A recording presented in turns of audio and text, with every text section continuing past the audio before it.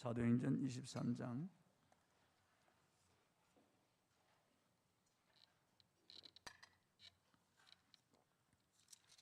1절로 5절 말씀을 보겠습니다.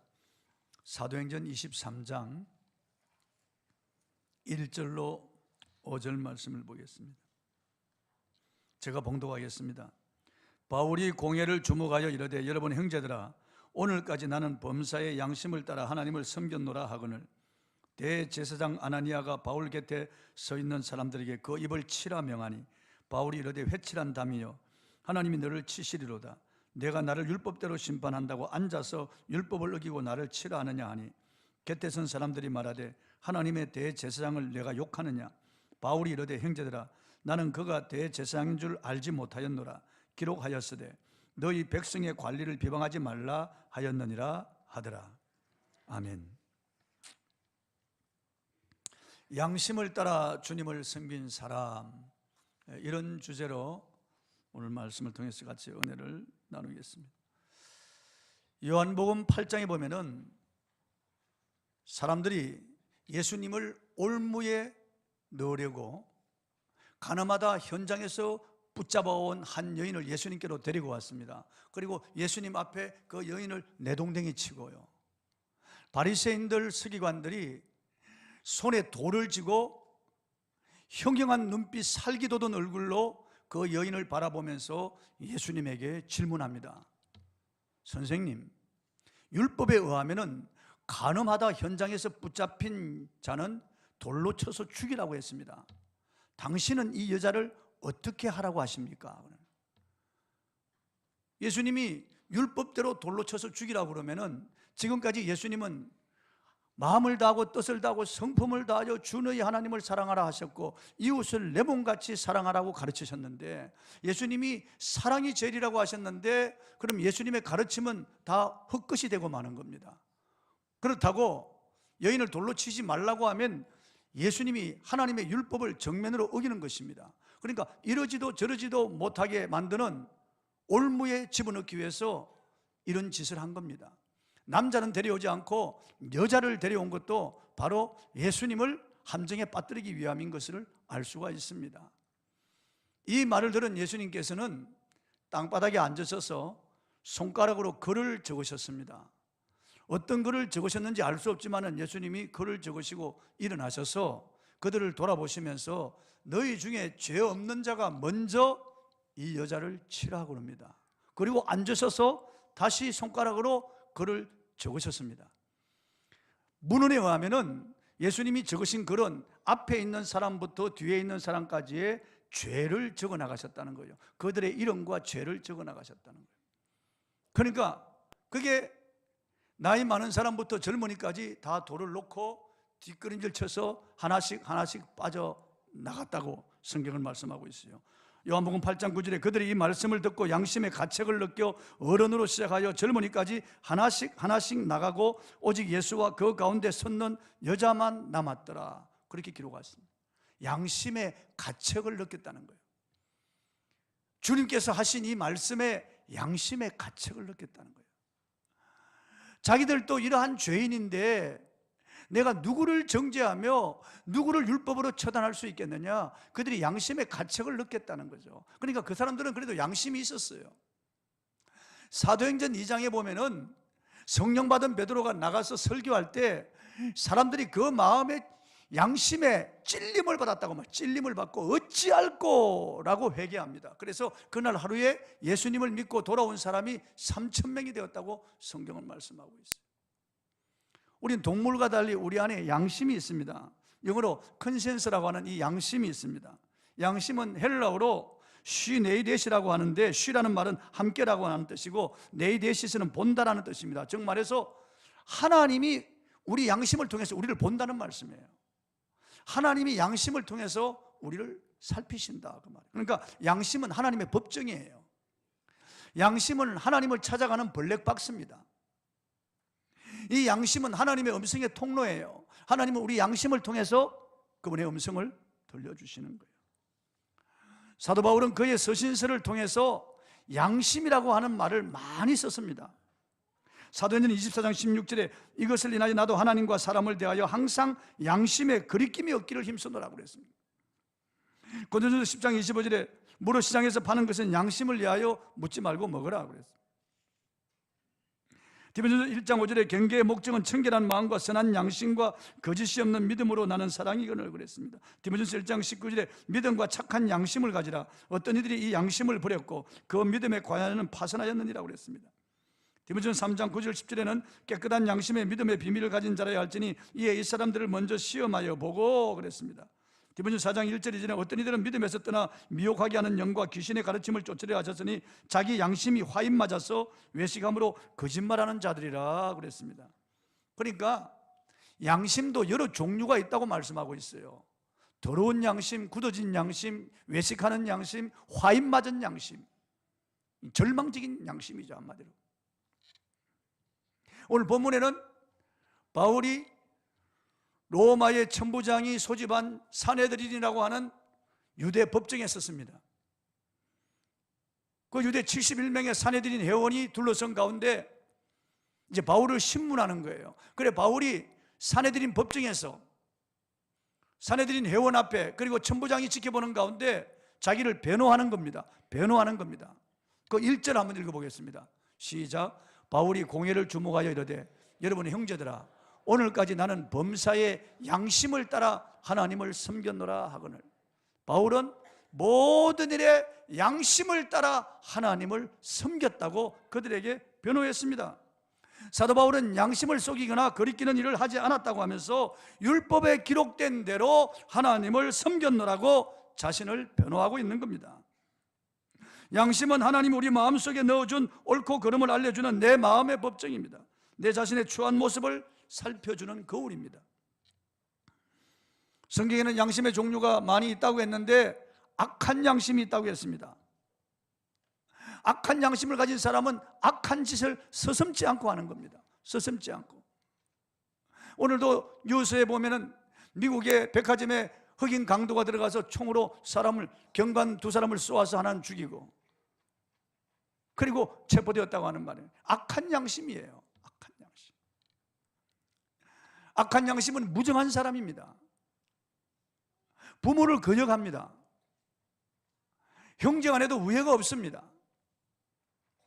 악한 양심은 사람의 도리를 다하지 않는 그런 사람을 가리켜 악한 양심을 가졌다고 말한 겁니다. 제가 텔레비전에서 보았습니다. 세상에 이런 일이라고 하는 프로인데 어느 집에서 키우는 흰 개가 새끼를 몇 마리 낳았는데 그 주인이 그 새끼들을 아는 사람들에게 다 분양해 주었습니다.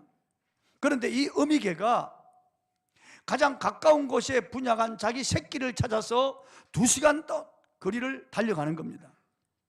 어미개는 차들이 많은 이런 도로를 고개하듯이 건너서 골목길을 지나서 새끼가 있는 그 집을 찾아서 그 대문 앞에 낑낑거리면서 새끼를 부르고 있었습니다.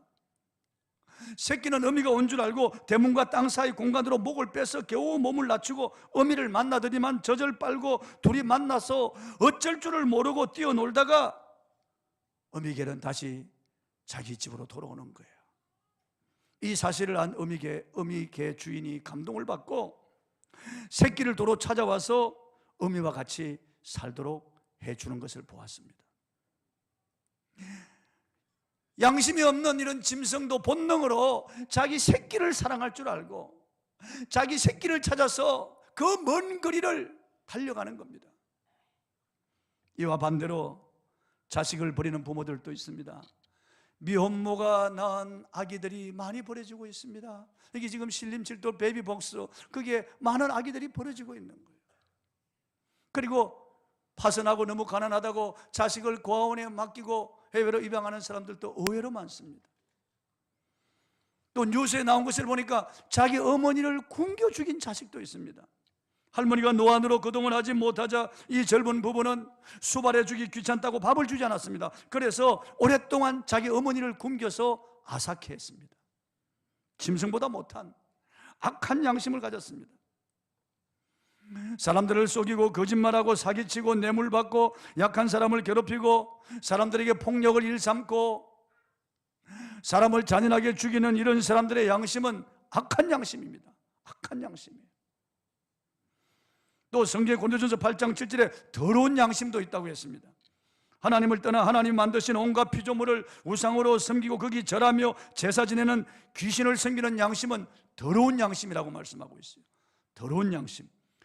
하나님을 알되 하나님 감사치도 아니하고 하나님을 영화롭게도 하지 아니하고 온갖 이런 우상들을 숭배하고 온갖 선물을 숭배하는 이런 양심이 더러운 양심이라는 거예요.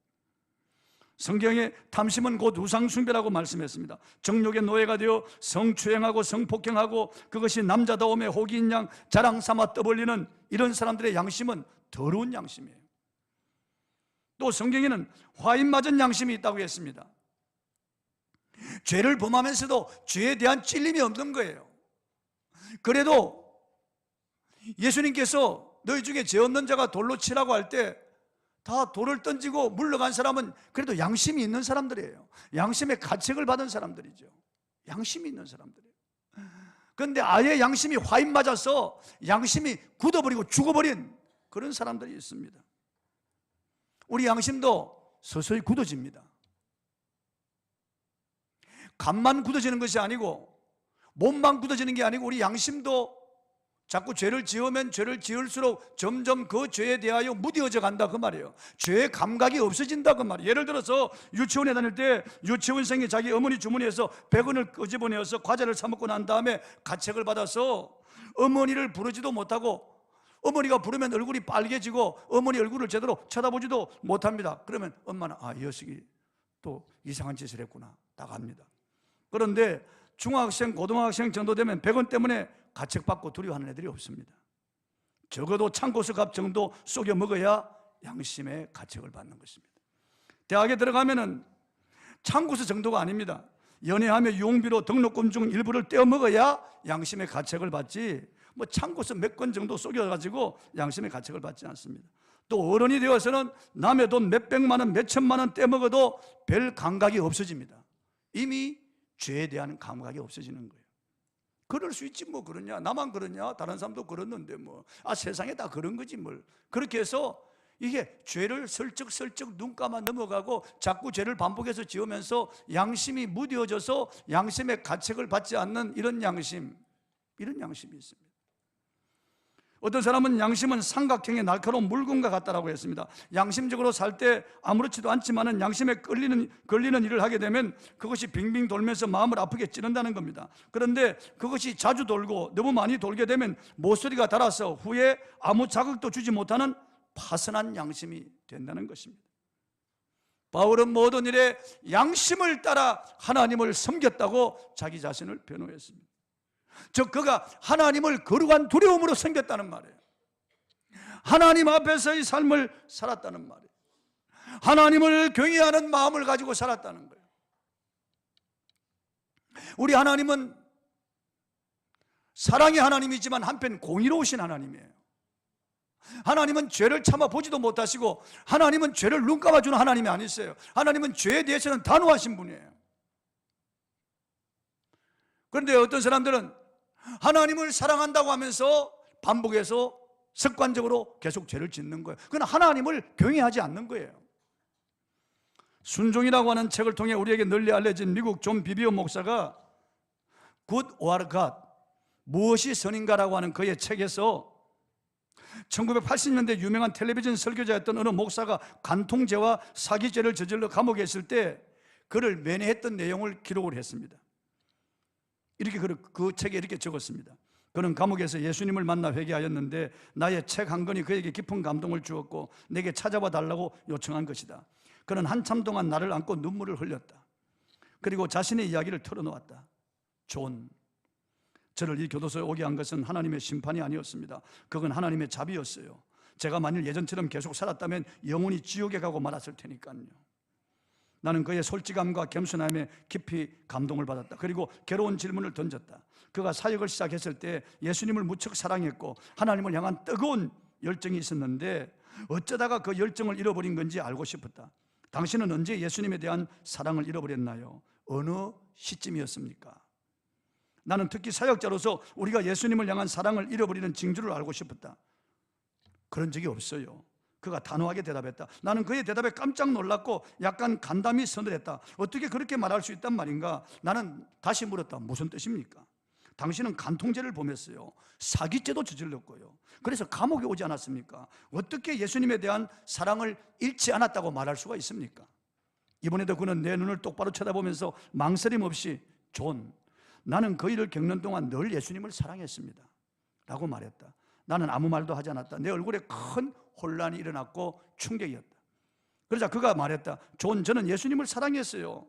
하지만 그분을 두려워하지 않았습니다. 나는 순간 그의 말이 충분히 이해가 되었다.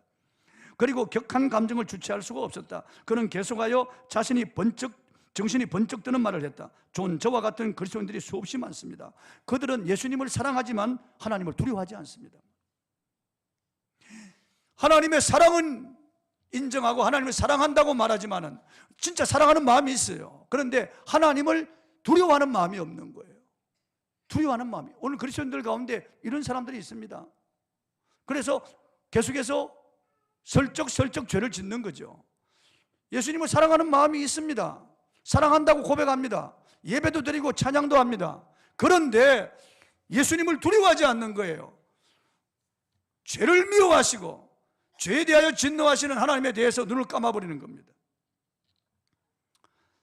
자신이 성범죄 피해자임을 공개적으로 알리는 소위 미투 운동이 사회 전반을 강타하고 있습니다. 주로 문화, 예술계 인물들이 이름이 오르내렸지만은 지금은 정치계, 종교계, 그리고 국제 구호단체들 성범죄 스캔들에 다 휘말리고 있습니다. 성범죄 성력이 없음을 우리에게 보여주고 있습니다. 지금 드러난 것은 빙산의 일각에 불과한 것이라고 다 생각하는 거예요. 성은 하나님이 주신 귀한 선물입니다.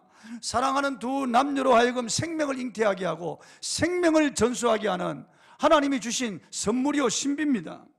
그런데 이러한 성을 잘못 사용하면 나도 더럽히고 상대방도 더럽히고 상대방에게 고통을 주고 나와 내 가족들에게 고통을 주는 도구가 되는 겁니다. 그러하기에 성숙한 사람들에게는 성은 하나님이 주신 선물이요 기쁨이지만은 이런 욕망을 가진 나쁜 양심을 가진 사람들에게는 자기 욕심을 채우는 도구요 자기 가족들과 상대방에게 고통을 주는 그런 도구가 되는 겁니다. 불행하게도 타락한 인간은 성을 종종 잘못 사용하는 것입니다. 자기 남편에게 만족하지 못하고 자기 아내에게 만족하지 못하는 거예요. 자꾸만 외도하게 되고 다른 곳에 눈길을 돌리고 그래서 바람을 피우게 되고 그리고 성추행을 하고 성폭행을 하게 되는 거죠. 지금 일어나고 있는 미투 운동은 그런 단면을 여실히 보여주고 있는 것입니다. 남의 밥에 콩이 커 보이는 거예요. 사실 그 사람들의 부인을 보면은 오히려 더 많이 배우고 더 인물도 좋고 더 모든 면에 더 나아 보이지만 그런 것에 사람들은 사랑을 하질 않는 거예요. 남의 밥에 콩이 커 보인다고 자꾸 다른 것에 대한 탐욕을 가지는 거죠. 금지된 것에 대하여 탐심을 가지고 그것에 접근하는 거예요. 설마 아닐 거야. 그렇게 순진한 분이 어떻게 그럴 수가 있을까? 그렇게 스크린 나와서 남을 웃기는 사람이 어떻게 그런 짓을 할 수 있을까? 그런데 그게 사실이에요. 밝혀지는 겁니다. 처음에 아니라고 발뺌했지만은 아예 자기 얼굴을 공개하고 나와서 당했다고 하는 사람이 있기 때문에 이제는 오명을 뒤집어 쓰는 거죠. 다시는 얼굴 들고 다닐 수 없을 정도로 그렇게 파선하고 마는 겁니다. 그 가족들은 얼마나 또 고통스러울까요? 기가 막힌 겁니다. 또 영화배우 한 사람은 그게 또 드러나고 그러자 자살로 생을 마감했어요. 이 비통한 일이죠. 이런 일들이. 이게 욕심을 따라 살고 자기 양심을 따라 살지 않고 욕심을 따라 산 사람들의 이런 결과 아니겠습니까? 나와서 민주주의를 말하고 양심을 말하고 보통 사람들의 시대를 말하는 사람이 뒤에서 그런 짓을 할 줄 누가 알았겠습니까? 미투 운동을 지지한다고 그렇게 소리친 사람이 그 가운데도 그렇게 성폭행을 했다니 믿을 수가 없는 거예요. 세상에 이런 일이. 그러나 여러분, 이 세상은 그렇습니다. 겉으로 포장하고 가면을 쓰고 있지만은 사람은 믿을 수 없는 존재예요. 누구나 다 우리 안에 죄성이 있습니다. 언제든지 그런 유혹은 계속되는 겁니다. 여러분, 주님 오실 때까지 이 세상에는 끊임없이 이러한 죄가 만연해질 것입니다. 물론 미투 운동 같은 것들이 일어나서 경각심을 가지고 그런 짓 하지 못하도록 해야 됩니다. 사람들이 다 그런 것에 대한 두려운 마음을 가져야 된다고요. 그래서 그런 성추행, 성폭행이 없는 그런 시대가 되어야 됩니다. 그런 사회가 되어야 됩니다. 그런데 사실은 성경은 의인은 음란이 하나도 없다고 말씀하고 있고, 모든 사람이 죄를 범하였음에 하나님의 영광에 이르지 못하더라고 말씀하고 있습니다.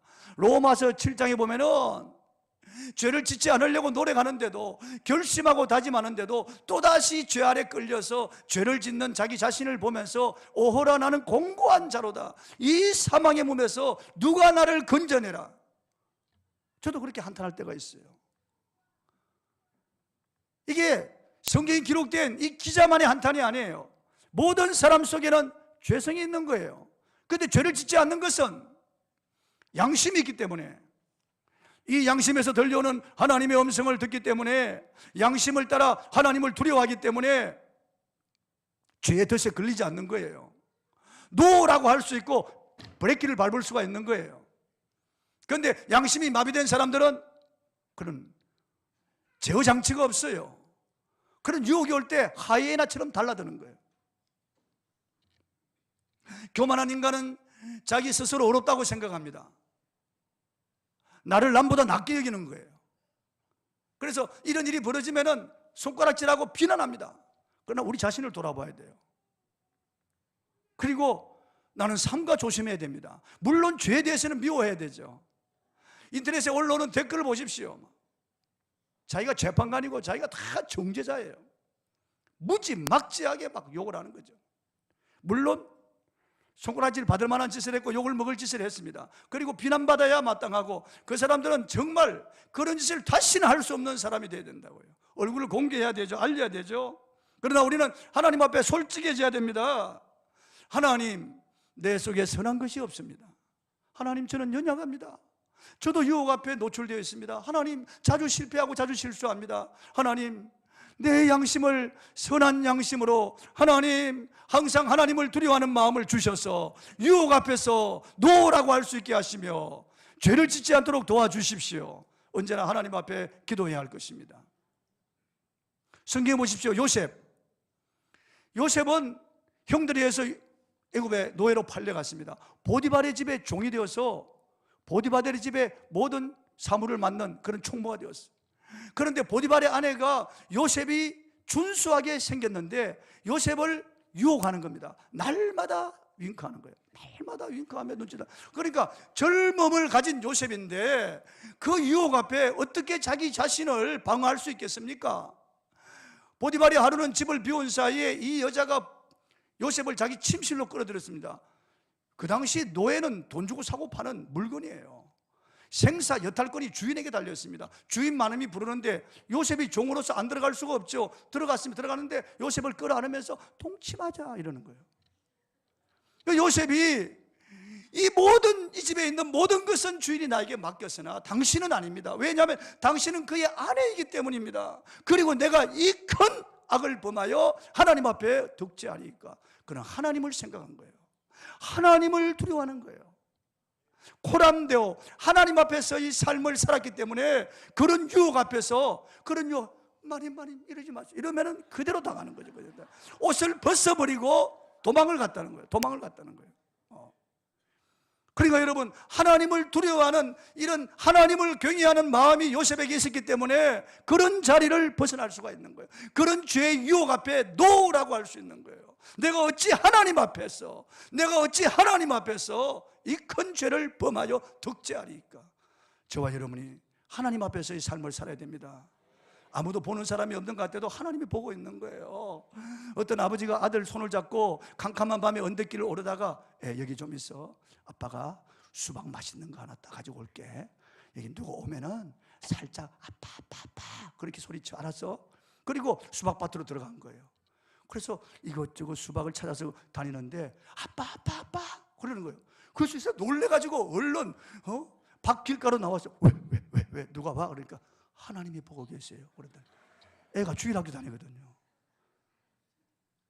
하나님이 보고 계시는 거예요. 하나님이 보고 계신 거예요, 여러분. 하나님 앞에서 이 삶을 살아야 되는 거예요. 대학생들 사이에 수총각 수천여가 만나 낳은 아이는 천년 기념물이다, 이런 나쁜 말이 유행하고 있어요. 대학생들의 70%가 혼전 순결은 사랑한다면 별 의미가 없다 이렇게 말하는 거예요. 세상이 이렇게 변했습니다, 여러분. 그러나 우리 그리스도인들은 그렇게 살면 안 됩니다. 우리는 세상과 구별된 삶을 살아야 됩니다. 세상 시류나 풍속을 쫓아가면 안 됩니다. 이 세상의 유행을 따라가면 안 됩니다. 세상 사람이 타락한 그 가운데서 하나님이 우리를 불러내어서 내가 거룩하니 너희도 거룩하라고 말씀하시기 때문에 거룩하신 하나님 앞에서의 삶을 살아야 됩니다, 여러분. 세상에 돈이 없고 학력이 없고 지위가 없고 빽이 없고 그리고 세상에서 출세하지 못해서 서러운 것이 아닙니다. 그리스도인들은 성결하지 못한 것이 서러운 거예요. 경건하지 못한 것이 부끄러움입니다. 요한일서 2장 16절에는 이는 세상에 있는 모든 것이 육신의 정욕과 안목의 정욕과 이생의 자랑이니 다 아버지께로부터 온 것이 아니요 세상으로부터 온 것이라. 마귀로부터 왔다는 거예요. 육신의 정욕, 안목의 정욕, 이생의 자랑을 쫓아서 왔다는 거예요. 본도서 6장 17절에 그러므로 너희는 그들 중에서 나와서 따로 있고 부정한 것을 만지지 말라, 그 이름도 부르지 말라. 베드로전서 1장 16절에 내가 거룩하니 너희도 거룩할지어다. 우리는 거룩하게 양심을 따라서 하나님을 두려워하는 마음을 가지고 양심을 속이는 짓을 해서는 안 돼요. 양심에 찔리는 짓을 하면 안 됩니다. 언제나 내 양심에 하나님을 두려워하는 마음을 가져야 되겠어요. 보혈로 씻어서 새로워진 양심, 성령이 우리 안에 계셔서 새로워진 양심을 가지고 살아가는 우리들은 언제나 하나님을 경외하는 마음을 가져야 됩니다. 그리고 바울은 하나님 말씀을 따라 사는 신한 양심을 가졌습니다. 2절에 보면 대제사장 아나니아가 바울 곁에 서 있는 사람들에게 그 입을 치라고 명했습니다. 3절에 보면 바울이 그에게 회칠한다며 하나님이 너를 치시리로다. 내가 나를 율법대로 심판한다고 앉아서 율법을 어기고 나를 치라 하느냐? 담이 오래되어서 허물어지고 더러워져 곧 무너질 지경이지만 회칠하여서 새것처럼 세워져 있는 상태, 즉 대제사장이 그런 상태라고 바울은 지적하는 거예요. 율법은 죄가 드러나기 전에 치지 못하게 되어 있습니다. 죄가 드러났을 때, 그리고 두세 사람의 증인이 있을 때 치는 거예요. 그런데 대제사장이라고 해서 입을 치라고 그렇게 말하는 거 잘못된 것이라고 바울이 지적하는 거예요. 4절에 보면 곁에 선 사람들이 하나님의 대제사장을 내가 욕하느냐고 했고 바울이 5절에 이렇게 대답했습니다. 읽어보겠습니다. 시작. 바울이 이르되 형제들아 나는 그가 대제사장인 줄 알지 못하였노라. 기록하였으되 너희의 백성의 관리를 비방하지 말라 하였느니라. 사도 바울은 바울이 예수 믿기 전에 대제사장 가야바와 안나스와 친한 사이였습니다. 최고 지도자인 대제사장과 안나스와 가야바와는 아주 친한 사이였어요. 잘 아는 사이였어요. 그런데 이미 세월이 많이 흘렀어요. 새로운 대제사장이 세워졌는데 그 사람 알지를 못했던 거예요. 그리고 바울이 알력이 부족했어요. 알아보지를 못한 거예요. 그리고 급히 소집된 공예라 예복을 입지 않고 나왔을 수도 있습니다. 그래서 바울이 내가 그가 대제사장인 줄 알지 못했다고 했습니다. 그러면서 출애굽기 22장 28절 말씀을 인용하면서 하나님이 세운 권위를 인정하라고 성경은 말씀했다고 하고, 그가 대제사장이 자기를 지금 신문하고 죽이려고 하는 그런 사람이지만은 하나님이 세운 권위는 인정한다고 그렇게 말씀한 거예요. 하나님의 말씀을 따라서 그 권위는 인정한다. 언제나 바울은 양심에 들려오는 하나님의 말씀을 따라서 판단하고 행동했던 겁니다. 그래서 자기 신앙 양심을 지켜서 양심대로 하나님을 섬겼다고 하는 것은 하나님의 말씀대로 그렇게 살았다 그 말이에요. 말씀대로. 여러분, 하나님의 말씀은 우리 신앙생활의 유일한 규범입니다. 우리의 신앙 양심과 생활의 유일한 규범이에요. 저를 보세요. 그래서 우리가 하나님을 양심을 따라 하나님을 섬기는 것은 하나님의 말씀을 따라 섬기는 것과 똑같다 그 말이에요. 하나님 말씀이 우리 안에 있으면 그 말씀이 우리를 지켜줍니다. 그 말씀 때문에 우리는 범죄하지 않을 수 있어요. 그 순간 말씀이 생각이 나는 거예요. 시편 119편 9절 읽어보겠습니다. 시편 119편 9절 시작. 청년이 무엇으로 그의 행실을 깨끗하게 하리이까? 주의 말씀만 지킬 따름이니이다. 안 나왔습니까? 예. 다시 한번 읽어보세요. 시작. 청년이 무엇으로 그의 행실을 깨끗하게 하리이까? 주의 말씀만 지킬 따름이니이다. 청년이 한참 정욕이 끓어오를 때인데 얼마나 유혹이 많아요, 젊은 날에. 그렇지만 주의 말씀을 그 속에 두면은 주의 말씀을 따라서 그 유혹에 넘어가지 않을 수 있다고, 자기를 지킬 수 있다고. 시편 119편 11절 한번 읽어보겠습니다. 시작. 내가 주께 범죄하지 아니하려 하여 주의 말씀을 내 마음에 두었나이다. 다윗은 주께 범죄하지 않기 위해서 하나님의 말씀을 그 마음에 두었다고 고백했어요. 우리도 죄를 범하지 않기 위해서는 하나님의 말씀을 읽고 그 말씀을 암송하고 하나님 말씀을 묵상하고 하나님의 말씀을 공부하고 하나님 말씀을 지켜야 돼요. 그래야 우리는 선한 양심을 가지고 양심대로 살 수 있는 거예요. 하나님 말씀을 우리가 우리 안에 두어야 돼요. 하나님 말씀을 우리가 읽고 하나님 말씀을 공부하고 하나님 말씀을 암송하고 묵상하되 즐거움으로 그 말씀을 정말 영적인 왕성한 식욕을 가지고 그 말씀을 사모하면서 그 말씀을 우리가 먹어야 됩니다. 시편 119편 103절 한번 읽어보겠습니다. 시작. 주의 말씀의 맛이 내게 어찌 그리 단지요 내 입에 꿀보다 더 다니이다. 다윗은 이렇게 하나님 말씀을 그 입에 꿀보다 더 달게 하나님 말씀을 먹은 거예요. 그러니까 그 말씀이 그를 지켜준 거예요. 바세바 일 외에는 그나 범죄하지 않았다고 성경은 말씀하고 있어요. 그가 그렇게 경건한 삶을 살고 하나님 앞에 인정받는 삶을 살았던 것은 하나님의 말씀이 그를 지켜주었기 때문에. 시편 119편 127절 읽어보겠습니다. 시작. 그러므로 내가 주의 계명들을 금 곧 순금보다 더 사랑하나이다. 여러분, 돈을 얼마나 사랑해요? 금을 얼마나 사랑해요? 그보다도 더 하나님의 말씀을 사랑한다는 거예요. 그보다 더 하나님 말씀을 항상 곁에 두고 하나님 말씀을 읽고 묵상했다는 거예요. 그래서 그 말씀이 다윗을 지키는 거예요. 그 말씀. 128절은 그러므로 내가 범사에 모든 주의 법도들을 바르게 여기고 모든 거짓 행위를 미워하나이다. 죄를 미워하고 하나님의 말씀에서 어긋난 것들을 다윗은 미워했다는 거예요. 하나님 말씀이 그 속에 있었기 때문에. 시편 119편 165절 읽어보겠습니다. 시작. 주의 법을 사랑하는 자에게는 큰 평안이 있으니 그들에게 장애물이 없으리로다. 여러분, 주의 말씀을 사랑하는 사람은 큰 평안이 있습니다. 내 마음에 불안과 두려움이 없어요. 염려, 근심, 걱정이 없어집니다. 어둠이 사라집니다. 내 마음속에 미움, 시기, 질투, 원망, 불평, 탄식이 사라지는 거예요. 하나님 법을 사랑하는, 말씀을 사랑하는 자에게는 큰 평안이 있습니다. 나의 마음속이 늘 평안해. 나의 마음속이 늘 평안해. 악한 죄 파도가 많으나 마음이 늘 평안해. 하나님 말씀이 내 속에 있으니까요. 그 말씀이 내 속에 있으니까 평안이 하늘에서 내려오는 거예요. 평화 평안오다. 하늘 위에서 내려오네. 그 사랑의 물결이 내 영혼을 덮으소서. 말씀이 있으니까 그 말씀이 내게 평안을 주고 그 말씀이 있는 사람에게는 장애물이 없다는 거예요. 마귀가 곳곳에 함정을 파놓고 올무와 덫을 놓고 걸려들기를 기다리고 있는 거예요.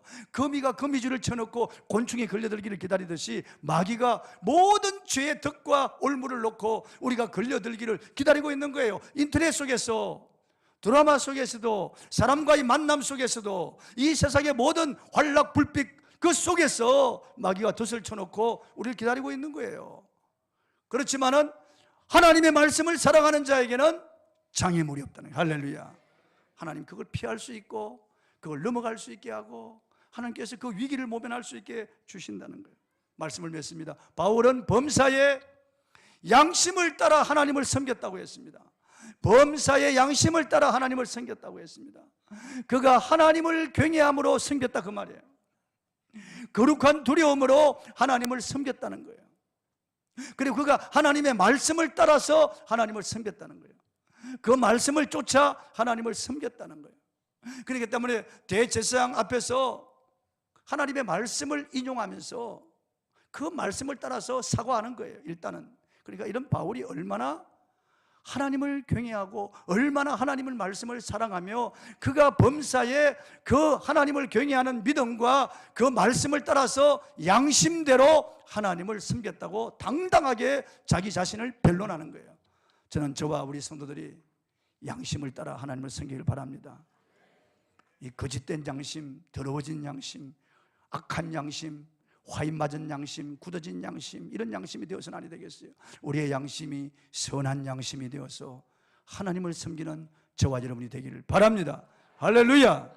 찬송하고 기도하겠습니다. 주님과 같이